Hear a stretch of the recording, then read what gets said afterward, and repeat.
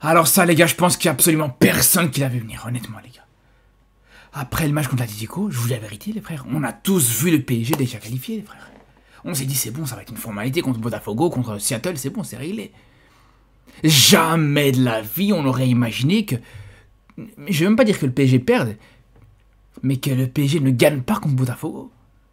On pensait que voilà, cette qualification allait se jouer ce soir, cette nuit, ça allait être réglé pour le Paris Saint-Germain, même s'il y a eu un petit turnover, même s'il y a eu certains joueurs qui ont été laissés au repos. Les gars, comment tu peux proposer un match XXL contre l'Atlético dans des conditions encore plus compliquées, plus difficiles, où il faisait plus chaud, où c'était plus compliqué? Et là, être aussi décevant, proposer un match aussi décevant, je comprends pas, les gars. Là, carrément, faut se rendre compte de la situation, les frères.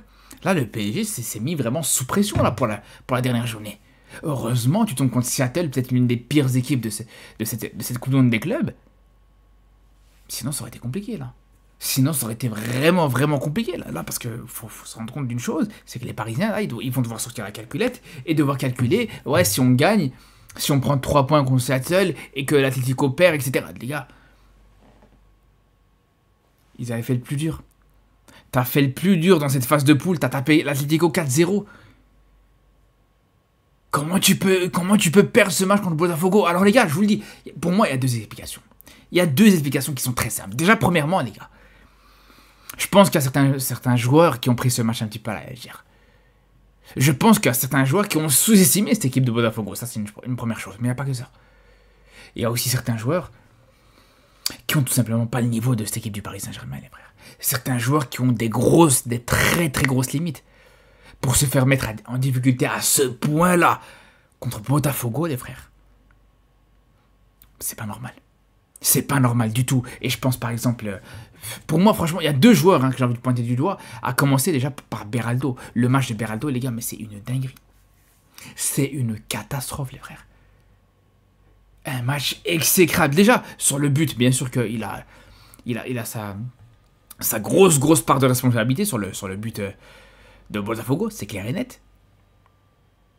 Quand on voit juste déjà de la manière de défendre, la manière avec laquelle il se positionne, déjà là, c'est compliqué. Déjà, pour commencer, regardez juste son positionnement sur l'action du but de Botafogo, les gars. C'est du n'importe quoi, les gars, je suis désolé. L'action, elle est là, lui, il va de l'autre côté, vraiment. Regardez-moi ça, t'as une passe vraiment qui va dans l'axe. Lui, il s'excentre, il va vers l'extérieur. Est-ce que vous avez déjà vu ça, les gars? Un défenseur qui passe son temps à donner le dos à ses adversaires. J'ai jamais vu ça de ma vie. J'ai jamais vu ça de ma vie. Parce que là, on parle de l'action du but, mais c'était comme ça sur quasiment tout le match. Il a fait que donner son dos à ses adversaires. Je comprends maintenant pourquoi il s'appelle Beraldo. Alors, ok, c'est bien, t'as changé de numéro de maillot, c'est bien, on est content pour toi. Mais on dirait qu'il voulait passer son temps à le montrer. Ouais, regardez mon numéro de maillot. À chaque fois que t'avais un adversaire qui passait, il lui montrait son dos. Les gars, c'est quoi ce délire? Pour moi, c'est indigne d'un joueur de ce niveau-là, les gars. C'est indigne d'un champion d'Europe, pour le coup. Et en particulier, comme je vous dis, sur l'action du but. Alors, sur l'action du but, on peut reprocher le fait que, voilà, t'as la possibilité de faire cette passe de la part du joueur de Botafogo. Mais franchement, les gars, franchement... Quand on connaît la qualité de pressing du PSG, quand on sait que c'est l'un des atouts forts de cette équipe parisienne, quand on sait que c'est grâce à ça qu'ils ont gagné cette Ligue des Champions, tu peux pas leur reprocher là de se projeter un petit peu, d'aller un peu plus haut, etc. Mais là, où vraiment tu vas être intransigeant, c'est sur les défenseurs derrière. Parce que quand t'as une équipe qui presse haut, qui se projette vers l'avant, etc., derrière ça doit être solide. Derrière ça doit être costaud, les gars, je suis désolé, c'est pas normal. Et quand t'as Beraldo, tu sais pas où il va. Tu sais pas si son GPS il est déconnecté, tu sais pas si il a perdu son chemin. Ou s'il prend la direction des tribunes pour aller pisser, je comprends pas les gars. Mais au bout d'un moment, à la limite, Pacho, qui est pas forcément directement dans la course de l'adversaire du buteur de Botafogo, vas-y. C'est une chose. Mais au moins, on voit que Pacho, il essaie de se réactionner. Il essaie de prendre la bonne direction et rentrer dans la bonne zone, les gars. C'est ça qui pose problème, les gars. C'est ça le problème. Après, ouais, comme je vous dis, voilà. Pacho est loin d'être exempt de tout reproche sur le but. C'est vrai que, voilà, on peut aussi lui manquer, même à la fin de l'action, le fait que voilà, il a peut-être un petit peu manqué d'agressivité sur le porteur du ballon. Mais en attendant, les gars, Beraldo, on sait pas où il est, les gars. On sait pas ce qu'il fait là, les gars. Il est là le problème, encore une fois. Et sur quasiment tout le match. Parce que là, au final, on se rend compte que la plupart des actions dangereuses du PSG aujourd'hui, ou plutôt de Botafogo aujourd'hui, elles viennent quasiment toutes de Beraldo, les gars. Même un dégagement correct, il n'a pas été capable de le faire. Sur cette action-là, les gars, où il est sur le ballon, il est le premier sur le ballon, il a juste à dégager. Bon, s'il n'arrive pas à dégager dans le camp adverse, au moins la dégager en touche. Le mec, il s'est raté. Il s'est raté sur le dégagement, les gars. Vous voulez faire quoi avec ça? C'est un champion d'Europe, défenseur, ok, pas forcément titulaire dans cette équipe du PSG, mais quand même, défenseur, champion d'Europe, incapable de réaliser un dégagement. Vous voulez faire quoi avec ça? Vous voulez faire quoi avec ça, les gars? Je vous le dis, je vous pose la question. Donc c'est là où je vous le dis, déjà, c'est là où tu arrives à un premier problème côté parisien aujourd'hui. C'est vraiment un Beraldo qui manque de qualité. Un Beraldo qui a vraiment de grosses limites. C'est pas le seul qui a montré des limites aujourd'hui. On peut aussi parler aujourd'hui d'un joueur comme tout simplement d'un Lucas Hernandez aujourd'hui a montré certaines limites. Sur l'aspect offensif, ça ne surprend pas forcément. C'est pas vraiment une grosse surprise de voir qu'il manquait de projection. C'est sûr que c'est pas Nuno Mendes. Mais sur certaines situations, quand on voit à quel point il a laissé énormément d'espace chaque fois au centreur, c'est là où c'est compliqué. Il ne peut pas être aussi loin du porteur du ballon sur cette action-là. C'est pas normal. Et c'est une situation, d'ailleurs, c'est une situation de centre juste derrière qui aurait pu être encore une fois très dangereuse pour le Paris Saint-Germain. Et c'est là où, encore une fois, on revient sur les limites de certains joueurs. Aujourd'hui, quand on voit ça, les gars, alors, est-ce que Vitinha, tu dois lui reprocher quelque chose sur ce match-là? Est-ce que c'était à lui d'être présent sur cette action-là et au marquage sur le numéro 10 de Botafogo? Je suis pas sûr, mais Zaïre Emery doit être plus présent, doit apporter un peu plus de présence. Et l'absence de Fabien Ruiz, de João Neves sur ce genre de situation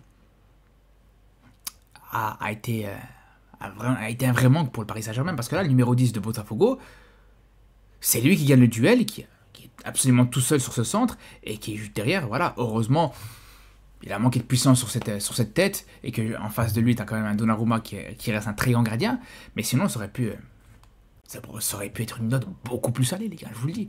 Après, bon, je vous dis, je vous parle de Zaïre Emery, qu'on aurait pu lui reprocher d'être un peu plus présent sur le marquage, mais il y a certaines situations où Zaïre Emery, c'est vrai, il n'a pas été mauvais. Je pense à une situation en première mi-temps, où il fait un retour défensif, les gars, qui est tout simplement impressionnant. Le retour défensif de Zaïre Emery sur cette action-là, il m'a fait sauter de ma chaise, les frères. Regardez, là, il est facilement à combien 5 bons mètres. Il est facilement à 5 bons mètres du porteur du ballon et il arrive à faire le retour défensif. Et c'est là où je comprends pas, les gars. Un Zaïre Emery sur une action pareille, il arrive à faire un retour défensif alors qu'il y a un marquage tout simple sur l'action précédente, il n'a pas été capable de le faire. C'est là où c'est compliqué. Mais après, en dehors de ça et en dehors de ces limites de certains joueurs qui a peut-être pas forcément le niveau pour ce genre de match, on peut parler aussi d'autres joueurs qui ont le niveau, qui ont clairement le niveau de ce genre de match, qui ont largement le niveau de ce genre de match, mais qui, comme je vous dis, ont peut-être sous-estimé l'adversaire. Qui se sont vus un petit peu trop beaux aujourd'hui. Je pense à un Désiré Doué par exemple, les gars. Désiré Doué aujourd'hui, je suis désolé, comme je vous dis, c'est littéralement vu trop beau. Alors, si on s'arrête à son début de match, les 20 premières minutes de Désiré Doué, ce qu'il fait, c'est monstrueux. Tu te dis, si tu t'arrêtes à ça, si un match de foot durait 20 minutes, les gars, si c'était un match de Kings League, tu te dirais, waouh, magnifique. Mais là, les gars, sur l'ensemble du match, ok, il te réussit pas mal de dribbles, tu as réussi 2-3 dribbles en tout cas en début de match, mais il t'en rate beaucoup trop. Alors on lui demande pas forcément de réussir tous ses dribbles, mais on lui demande surtout de ne pas dribbler à chaque fois qu'il touche le ballon, les gars. Il y a d'autres possibilités. Quand au bout d'un moment tu vois que le mec est face à 2-3 joueurs en face de lui, il y a des solutions plus intéressantes à faire. De revenir en retrait sur un potentiel frappeur, un Vitinha qui peut frapper, combiné avec Hakimi, des situations comme ça, je comprends pas. Cette tendance à chaque fois qu'il a à vouloir dribbler. Et on dirait sur ce match-là, les gars, je suis désolé, on dirait qu'il avait quelque chose à se prouver à lui-même, mais je comprends pas. Ouais, au bout d'un moment, les gars, un match où t'es là, tu vois que tu es en train de perdre, tu vois que c'est une situation compliquée, propose d'autres choses. À chaque fois que tu tentes des dribbles, tu sais même pas ce que tu fais. Comme sur cette action-là, les gars, il tente un dribble, il a perdu le ballon où il est, les gars. Il sait même pas le ballon où il est. C'est vraiment un dribble où il veut faire un genre de roulette et juste derrière, il sait pas où est le ballon, les gars. Il se retourne, il sait pas où est-ce qu'il est. 3 dribbles réussis sur 9. Les gars, je suis désolé, hein. T'as joué contre Botafogo, t'as pas joué contre Bilbao, t'as pas joué contre l'Atlético. C'est ce qui est paradoxal, c'est contre l'Atlético, t'as fait mieux. C'est ça le problème. Mais on sait qu'il a ces qualités-là. Et on l'a vu dans ce match-là. Quand il arrive à un petit peu à varier son jeu. Et on l'a vu sur une action pareille, les gars. En fin de match, quand tu vois que c'est un petit peu trop tard, etc., que tu dois chercher d'autres solutions, où il commence à décrocher sur une action pareille, où il vient pour décrocher, pour aller chercher Hakimi dans la profondeur, c'est ce qu'il devait faire depuis le début, les gars. S'il avait fait ça depuis le début de la rencontre, t'en serais pas là. Je vous le dis, t'en serais pas là. Et c'est ça le problème. Par contre, après, voilà, il y a certains joueurs, aujourd'hui, je pense, pour moi, encore une fois, Vitinha, c'est celui qui sort encore une fois du lot, les gars. C'est celui qui arrive à chaque fois à éblouir ce jeu parisien avec sa qualité de passe. Même dans un milieu de terrain avec Mayoulou et Zahir Emery, il arrive à être extraordinaire. Alors malheureusement, comme je vous dis, ça n'a pas forcément été valorisé par les Désiré Doué, et même Kvara, qui a fait un très bon début de match, mais qui s'est éteint juste derrière. Malgré tout, voilà, je vous dis, il y a eu de la qualité. Et quand je vous dis que Vitinha, c'est celui qui sort au-dessus du lot, c'est lui qui ne les déçoit jamais, c'est un peu... Ben voilà, cette action est représentative. Celui qui arrive à chaque fois, celui qui arrive à chaque fois à se faire trouver, à se rendre disponible pour être trouvé par Vitinha, c'est Hakimi. Et regardez cette passe, encore une fois, comment elle a été très bien amenée. Il t'élimine 1, 2, 3, 4, 5, 6 joueurs de Botafogo sur cette action-là. C'est devenu facile, c'est le genre d'action facile pour Vitinha qui te casse des lignes facilement. Regardez même pareil sur cette action-là, les gars. Alors là, c'est flou tellement ça va très vite, mais il t'élimine en une passe, il t'élimine toute cette équipe de Botafogo pour être trouvé Hakimi juste derrière. Et ça va donner une situation, ça va donner une occasion de but. C'est là où c'est fort, les gars. C'est là où c'est très fort de la part de Vitinha. Après, bon, comme je vous dis, le PSG s'est pas forcément mis dans les meilleures conditions pour aborder ce match contre Seattle. Mais bien sûr que ça devrait le faire quand même. Et je pense que le PSG sera d'office minimum deuxième dans ce groupe. Pour moi, je vois pas d'autre scénario possible. Mais c'est sûr que ça reste très, très, très décevant de voir une performance et surtout un résultat pareil dans ce match, les gars. Bref, on se dit à très vite pour de nouvelles vidéos sur cette Coupe du Monde des clubs, sur les prochains matchs, etc. Et surtout d'ici là, prenez soin de vous.